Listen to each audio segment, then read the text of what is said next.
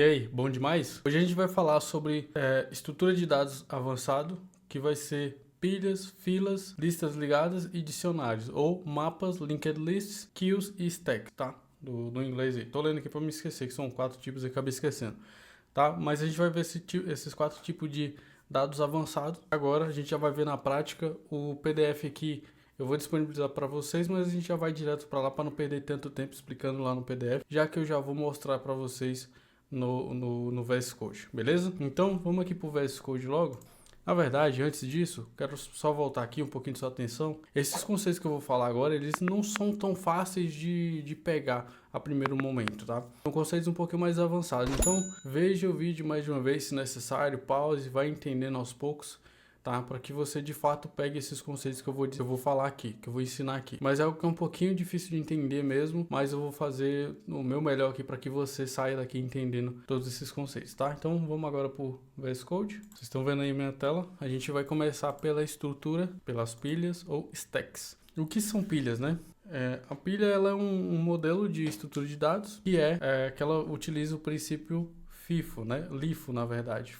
Last in, first out. Ou seja, o último elemento a entrar é o primeiro a sair da fila. Ou seja, então imagina uma... Como é que eu posso tentar passar isso para vocês? Deixa eu voltar aqui para minha câmera. Vamos supor que eu tenho algumas canetas aqui. Duas aqui. Então, vamos supor que eu tenho essas duas tampas. Deixa eu pegar uma cor mais distinta aqui, porque a claridade está estourando. Deixa eu ver. Aqui. Perfeito. Então, vamos supor que eu tenho esses dois elementos e aí eu quero colocar eles dentro de uma pilha, né, do stack. Então, vamos supor que eu peguei o elemento azul, coloquei ele na minha pilha. Então, imagina que isso aqui, sei lá, um tubo que eu vou colocar aqui dentro.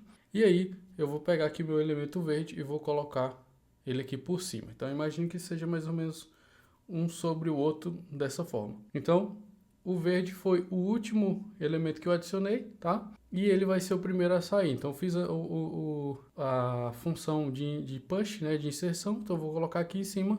Quando eu fizer o pop, no caso, que a gente vai ver isso, eu vou remover ele, o mesmo que eu coloquei por último. Novamente, o primeiro aqui eu adicionei, perfeito, eu vou adicionar outro. E se eu decidir remover algum da fila na pilha, na verdade, no estilo pilha, eu vou tirar, que é no modelo LIFO, eu vou tirar o último que foi adicionado. Ah, mas se tiver outro, por exemplo, acho que é só um laranjado, amarelo, alguma coisa assim.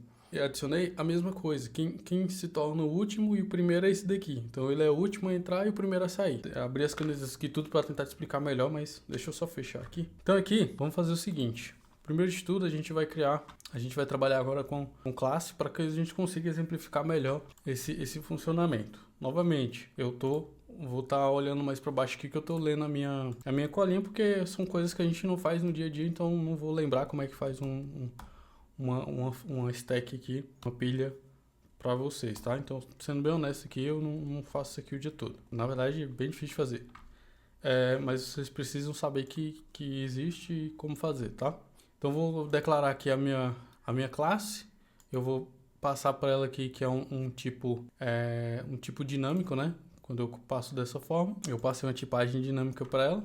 E eu vou fazer o seguinte, eu vou declarar que eu vou ter uma variável do tipo privada, que vai ser items, que ela vai ser do tipo T, que é o que eu passei ali, e que vai inicializar zerada. Logo aqui abaixo, eu já vou colocar o método push, tá? Eu vou receber um elemento e ele também vai ser do tipo T aqui. Vai retornar void, né? Não vai retornar nada. E o que eu vou fazer quando ele fizer o push? Eu vou fazer simplesmente o seguinte: this.items.push. Esse push aqui agora é o método do objeto array do TypeScript, tá? E o que eu vou passar aqui dentro do push? O meu elemento. Perfeito? Vou tirar ponto e vírgula aqui que eu não sou muito de utilizar. Aqui no TypeScript ou no JavaScript é opcional, então não dá problema no build, na hora de compilar. Perfeito. Então, bem simples aqui, se você já conhece TypeScript ou JavaScript, sabe que isso aqui é bem basicão, né? Algo que é bem implementar aí no caso. Mas se não, basicamente aqui eu defini, eu inicializei uma variável aqui do tipo array. É um array, no final das contas é um objeto, tá? E que, por sua vez, eu posso fazer inserção com o método push dentro dentro dessa variável dessa variável do tipo array. Então, se eu passar o mouse aqui, ele dá o exemplo, né? Então, é o array do tipo dinâmico ali T, que está nomeado por T.push. Então, ele já fala aqui que é um método, né, o push, e que é do objeto array. Então, acaba que o item aqui, apesar de ser um array, ele, na verdade, ele é um objeto dentro do JavaScript, do TypeScript, tá? Perfeito.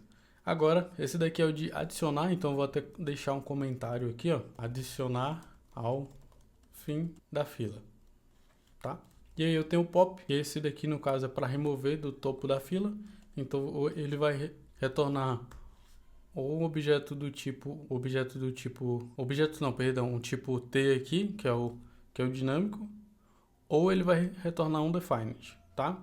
E aí o que eu faço? Eu dou um return this.items.pop, a mesma coisa aqui do push. Esse pop aqui no caso é do método array. Aqui na verdade ele já tá dando aqui que é um stack, né? Para como stack, que ele mostra que... Ah não, na verdade é o método aqui, ó. Perdão. O pop também é do método array, tá? Maravilha. Então, para que ele serve? Se o push ele adicionar, esse aqui ele remove eu vou colocar o último elemento adicionado. E também é a mesma coisa de remove o elemento do topo da pilha. Ela acaba sendo a mesma coisa. E aí eu tenho alguns outros métodos ainda. Um deles é o chamado pick, ele é para retornar ali o objeto do topo da pilha, mas ele retorna sem remover. Ele também vai ser o mesmo tipo aqui, T ou undefined. E eu vou fazer o seguinte nesse caso. Eu vou dar um this.elements, na verdade. E aí eu vou pegar a última posição, o último elemento. Que vai ser o this.items.length menos 1. E eu falei que eu não estou usando ponto e vírgula e sempre fico adicionando, é costume, né? Então, esse daqui ele vai verificar o topo da pilha. Ou verificar o último elemento adicionado. Perfeito? Então, a gente tem aqui 3 métodos. E aí eu vou criar mais um aqui para verificar se essa fila está vazia. Ele vai ser do tipo booleano. Eu vou retornar fazendo o seguinte. This.items.length é igual a 0, ele vai retornar true. Se ele retornar true, significa que ele está vazio. Então, maravilha. Agora vamos ver como é que a gente pode testar isso. A gente vai testar da seguinte forma. Eu vou pegar agora aqui, vou chamar de stack, instanciar uma nova stack aqui. Vou passar aqui o tipo number. Então percebam que agora eu estou passando um tipo aqui para o meu tipo genérico. Perfeito? E vou fazer o seguinte agora. Agora eu tenho aqui o meu objeto, que é o objeto stack, que eu instanciei da minha classe stack, passando o tipo genérico aqui number para ela. E agora eu vou fazer o seguinte, eu vou adicionar coisas nessa minha pilha. Então vou dar aqui, eu vou chamar o comando, o método stack.push. Vou passar o valor 10, vou adicionar de novo o valor 20 aqui.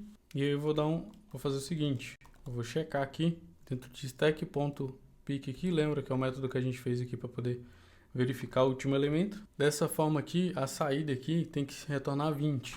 Por quê? Porque ele foi o último elemento que a gente adicionou. Então lembra do que eu expliquei. A gente tem um elemento, depois adiciona outro. Esse último elemento ele é o primeiro a ser inserido, o último a ser inserido e o primeiro a ser removido, pensando na ordem inversa. Esse daqui, como ele for o último a ser adicionado, então se eu pegar aqui o topo, né, que eu vou pegar aqui o último elemento, vai ser o 20. Se der algo diferente disso aqui, tá errado. E aí, para seguir, eu vou fazer o seguinte, eu vou tirar aqui o pop para a gente ver como é que vai funcionar, como é que vai ficar. E aí, depois que eu fiz um pop aqui, ou seja, que eu removi uma vez, eu vou pegar aqui e novamente vou ver qual que foi o último elemento que ficou, tá?